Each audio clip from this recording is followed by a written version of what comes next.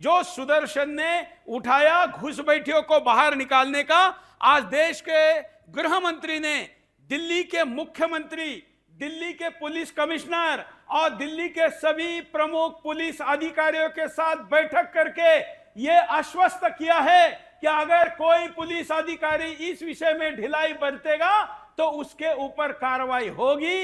इसका मतलब जो एनआरसी की मांग को लेकर हमने आंदोलन चलाया, मिस कॉल नंबर चलाया और जिस मुद्दे पर हमने लगातार आवाज उठाया, वो मुद्दा कल जब ब्रह्मपुरी का लड़कियों, हिंदू लड़कियों को उठाकर लेके जाने से लेकर हिंदुओं के मंदिर के सामने मस्जिद बनाने और मंदिर पर दीवार चढ़ाने, टॉयलेट का पानी छोड़ने वाले आक्रोश के बाद गृह मंत्री एक्शन में है। हम देश के गृह मंत्री अमित शाह जी का धन्यवाद करते हैं कि उन्होंने अब दिल्ली को घुसपैठिया मुक्त करने का अभियान हाथ में लिया है।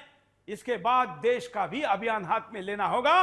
गृह मंत्री अमित शाह जी, आपके इस कदम के साथ हम सदैव खड़े रहेंगे और केवल टीवी स्टूडियो में नहीं, देश के गली गलियों में घूमकर इस देश में घुसे घुसपैठियों को आप तक उनका सारा डाटा आपकी एजेंसियों तक पहुंचाएंगे। जरा डिटेल से मुद्दा देखते हैं।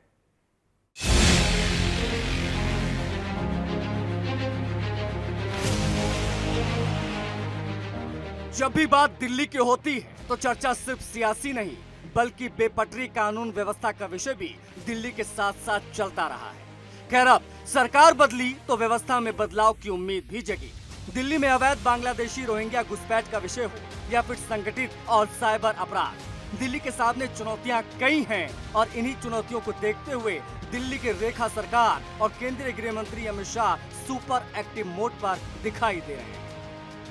दिल्ली में बीजेपी सरकार गठन के ठीक बाद केंद्रीय गृह मंत्री अमित शाह ने सीएम रेखा गुप्ता और तमाम पुलिस के बड़े अधिकारियों की मौजूदगी में कानून व्यवस्था की समीक्षा की और इस बैठक में सबसे ज्यादा अगर किसी समस्या की चर्चा हुई तो वो थी दिल्ली में बढ़ती बांग्लादेशी घुसपैठ और लगातार बढ़ते इनके द्वारा संगठित अपराध। इस समय मैं खड़ा हूं देश की राजधानी दिल्ली के अंदर और इस इलाके के अंदर 2018 के अंदर आया था जब यहां पर घरों के बाहर लिखा गया था यह मकान बिकाऊ है।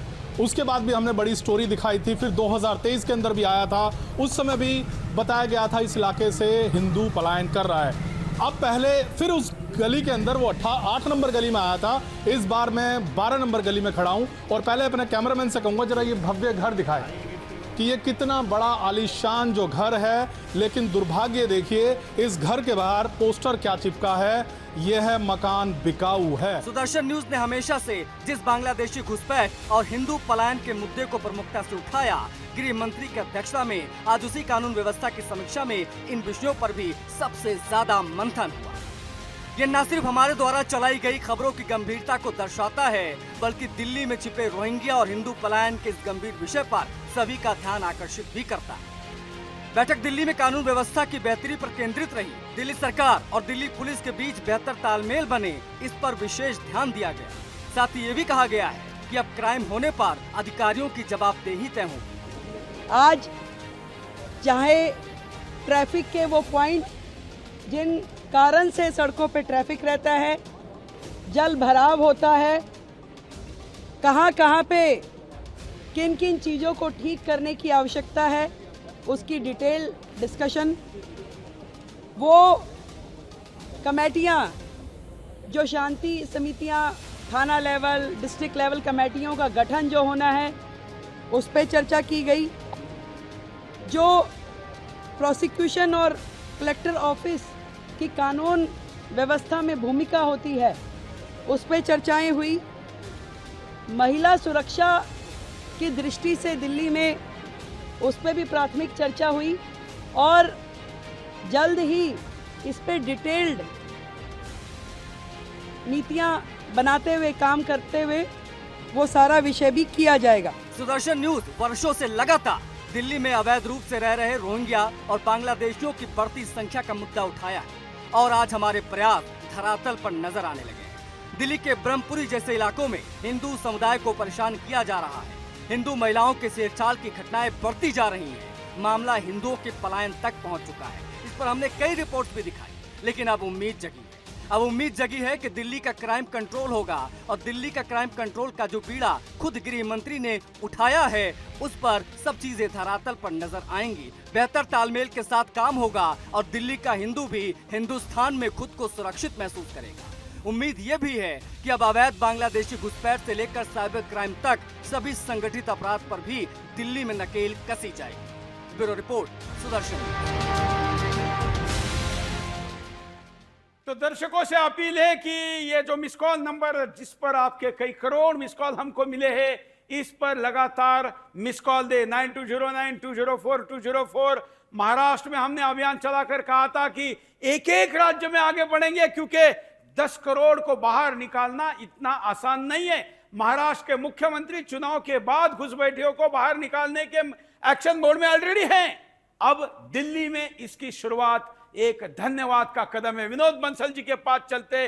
विनोद जी, जब हमने जनता एनआरसी का आंदोलन लॉन्च किया था और हमने कहा था, जरा गेस्ट को लीजिए, हमने जब ये कहा था कि इस देश से घुसपैठियों को बाहर निकालने के लिए हम जनता एनआरसी आंदोलन महाराष्ट्र से शुरू करें, आप उस पहले एपिसोड में थे। कई लोगों ने यह भी कहा था कि यह तो बहुत पुराना मुद्दा है, बड़ा मुश्किल है, यह गर्म होगा नहीं। लेकिन देखिए, महाराष्ट्र में रोज एवरेज 1600 लोगों पर कार्रवाई हो रही है और अब कई लोगों को वापस भेजने की तैयारी में भी लगे हैं। दूसरी तरफ दिल्ली, जहां पर करीब 50 लाख दिल्ली एनसीआर में घुसपैठी है, उनके ऊपर भी यहां भी चुनाव का मुद्दा बना और अब प्रत्यक्ष एक्शन की बारी में एक्शन में गृह मंत्री है। विनोद जी। सूरज जी, सबसे पहले तो आपको और आपके चैनल को साधुवाद और शुभकामनाएं। आखिरकार जो काम हाथ में लेता है वो तो परिणति तक पहुंचाता है और वास्तव में यही हिंदू मान्यता और हिंदू जीवन दर्शन है कि हम सिर्फ बोले नहीं, करके भी दिखाएं। और आपने ऐसे ऐसे लोगों को ठिकाने लगा दिया जो आज तक भारत से जो अगर बाहर भेज दिया तो वापस उसकी लाश भी नहीं आ पाई। ऐसे अनेक जो है ना, ये जो जिहादी समुदाय के लोग हैं, जो आपने देखा होगा, वो जो एक एमएफ हुसैन था, उसकी लाश को भी लाने की बहुत सारी कोशिश करी, लेकिन उसको वहां भारत की जमीन पर 2 गज नहीं नसीब होने दी। और ऐसे ही जो है ना, ये जो आपके जो पूर्व उपराष्ट्रपति हैं, उन्होंने भी एड़ी चोटी का दम लगा लिया। आप देखिए कि आपको तो बल्कि उन्होंने संसद तक में बुलाने का निमंत्रण भेज दिया आपके ऊपर एक्शन लेने का, मुझे अच्छी तरह याद है। वारंट भेजा था। और ऐसे एक नहीं है जी, अनेक ऐसे मुद्दे आए जहां पर कि आप अडिगता के साथ में बिल्कुल दृढ़ता के साथ खड़े रहे और वास्तव में उस मामले को परिणति तक पहुंचाया। तो जनता एनआरसी तो एक बहुत छोटी सी चीज है, इस पर सरकार पहले से भी थोड़ा सा मतलब पॉजिटिव रेस्पॉन्स रखती है। हालांकि थोड़ा सा समय की बात और थी, लेकिन ये कि बांग्लादेशी घुसपैठियों का निकलना और जनता एनआरसी बनना, ये जो है दो चीजें देश की सुरक्षा के लिए और देश की संप्रभुता की रक्षा के लिए बहुत जरूरी है। आप देखिए कि जिस तरह से बांग्लादेशी घुसपैठियों या रोहिंग्या मुसलमान, ये सब मिलकर के जिस तरह से भारत की जो न सिर्फ संसाधनों पर और उनकी संस्कृति पर आघात कर रहे हैं, बल्कि कानून व्यवस्था और उसकी भारत की संप्रभुता पर भी लगातार हमले कर रहे हैं। बिल्कुल, चाहे महिला सुरक्षा की बात हो या कानून व्यवस्था की बात हो, हर जगह ये छेद करने में लगे हुए हैं। इसके बावजूद भी कोई भी राज्य सरकार भी इस बारे में कोई कठोर कार्रवाई नहीं कर पा रही। पिछले 2 महीने से लगातार जो हमारे दिल्ली के जो उपराज्यपाल हैं, इस बारे में एक सराहनीय कदम उन्होंने उठाया है, लेकिन अब उसको जो है जिस तरह से गृह मंत्री ने उस पर ठप्पा लगाया है और नई मुख्यमंत्री इसके साथ में जुड़ी हैं, तो मैं आशा है कि ये मामला जल्दी ही गति पकड़ेगा और कम से कम देश की राजधानी को तो इस भय से मुक्ति दिलाने का काम करेंगे। एक और बात सूरज जी, मैं आपको बता दूं, दिल्ली के अंदर पिछले एक दशक से ज्यादा समय से, लगभग 1 दशक से हिंदुओं की लगातार हत्याएं हो रही हैं। वो नृशंस हत्याएं सरेआम हो रही हैं और इस्लामिक जिहादियों द्वारा हो रही हैं, दिखाकर हो रही हैं, चैलेंज देकर हो रही हैं। लेकिन उसके बावजूद भी आज तक के रिकॉर्ड में एक भी किसी अपराधी को फांसी तक नहीं हो पाई। आप सोचिए आखिरकार क्या कारण है? क्योंकि सरकारी व्यवस्था अलग थी और पुलिस व्यवस्था अलग थी। अभी जो पुलिस, दिल्ली पुलिस चाहे कितनी लाख कोशिश कर ले, चूंकि उसका जो प्रोसिक्यूशन सिस्टम था वो दिल्ली सरकार के पास था, इसलिए वो जो डीएम, एसएसपी, डीएम और उसका जो एडवोकेट हैं, वो सारे के सारे दिल्ली सरकार को रिपोर्ट करते थे। तो चाहे लाख कोशिश पुलिस कर ले इन्वेस्टिगेशन में, लेकिन वो अपराधी को फांसी नहीं लगा पाते। अब मुझे आशा है कि अब जो है ना, जिहादियों को फांसी लगाने का काम द्रुत गति के साथ होगा और मुझे लगता है रेखा भंजी जो है ना, जल्दी से बुलडोजर टेक्निक भी कुछ लेके आएंगे, जिससे दिल्ली के अंदर वो सफाई व्यवस्था का प्रारंभ हो। बिल्कुल। विजय के पास चलते। विजय, ये मुद्दा केवल हमने उठाया और इसको यश आया, इसके लिए नहीं मैं बता रहा हूं, मैं इसलिए भी बता रहा हूं कि अब दिल्ली वालों की बारी है। अब दिल्ली वालों ने अपने आसपास में जो घुसपैठिए हैं उन घुसपैठियों को पहचान कराकर पुलिस को बताना है। अगर पुलिस को बताने में उनको डर लगता है, हमको बताइए। और समर्थन देने के लिए जो नंबर चल रहा है 9209-204, कंटिन्यू नंबर चलाते रहिए कंट्रोल रूम, ताकि ज्यादा से ज्यादा लोग इस पर अपनी प्रतिक्रिया दे सके। विजय, अब हिंदूवादी कार्यकर्ताओं को प्रत्यक्ष एक्शन का काम है। बिल्कुल बिल्कुल सर, मैं तो आपका ना सर, मैं धन्यवाद कितना भी कर लूं सर कम है। इस देश के जितने भी 90-100 करोड़ सनातनी हिंदू परिवार हैं, उन सबको आपको धन्यवाद करना चाहिए। और जिस तरीके से आपने ये मुहिम छेड़ी या किसी और ने छेड़ी, इस मुहिम को अब गृह मंत्री जी कर रहे हैं और दिल्ली की मुख्यमंत्री कर रहे हैं।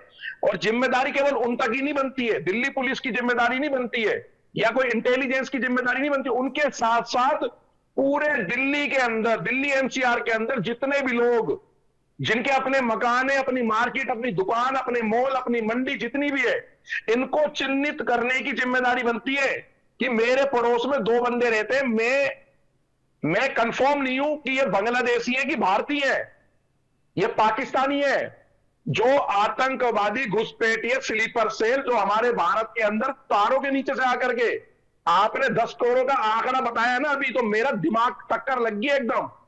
आप समझ सकते हो 10 करोड़ पूरे देश में ऐसा माहौल कर सकते कि हमारे देश की इंटेलिजेंस और आर्मी बॉर्डर पे खड़ी रह जाएगी और ये आतंक का एकदम नरसंहार मचा करके और यहां से पार निकल जाएंगे। और कर ही उन रहे लोगों के कर ही रहे परिवार हैं। में- जो विनोद जी ने अभी कहा ना कि दिल्ली में हिंदुओं की हत्या हो रही है बिना कारण, किसी कारण के बगैर, बस हिंदू दिख गया, कोई और देखने वाला नहीं है, चाकू मार दिया।